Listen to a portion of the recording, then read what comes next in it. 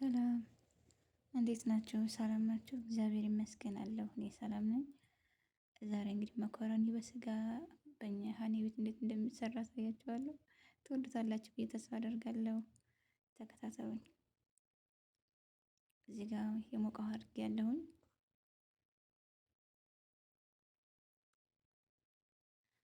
ከዛ ጭራጨው ትንሽ እና ጭራጨው ዘይት ጨምራለሁ ማለት ነው። እዚህ ጋር ደግሞ ዘይት አደርጋለሁኝ። እዛ መኮረኒ ጨምራለሁኝ። ከፈላ ውሃና ጨውና ዘይት ጨምሬበታለሁ። እዚህ ጋር ደግሞ ሽንኩርት፣ ከዛ ትንሽ ጭራጨው ጨምራለሁ።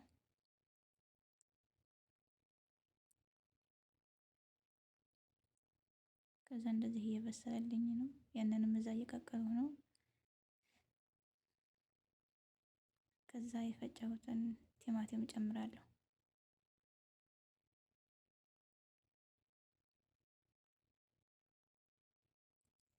ከዛ ባህራት ኩዝበራ፣ ፍልፍል አስዋት፣ የተፈጨ ነጭ ሽንኩርት እና ማጅ ፓብሪካ።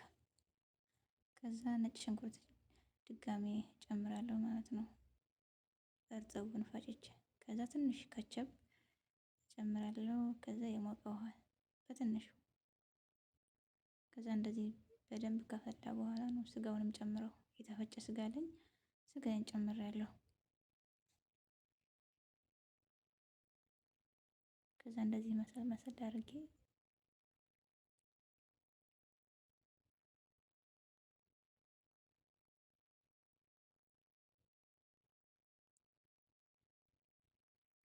እዚህ ጋር መኮረኒም እየበሰለ ነው፣ ትንሽ ይቀረዋል።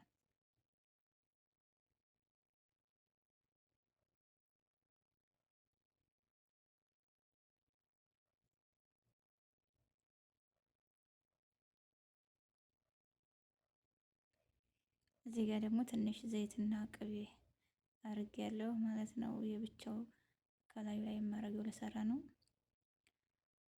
4 ሚላጋ ዱቄት ነው የምጨምረው።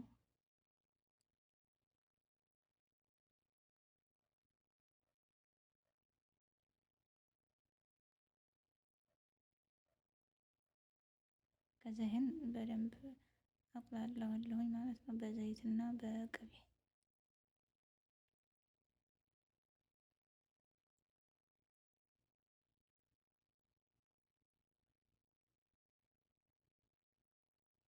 ከዛ እዚህ ጋር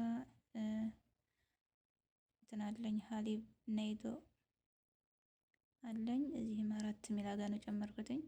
እዛ የፈላ ውሃ ጨምርበታለሁ።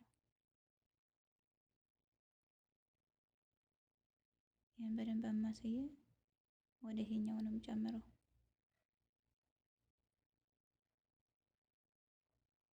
እንደዚህ ጨመርኩኝ።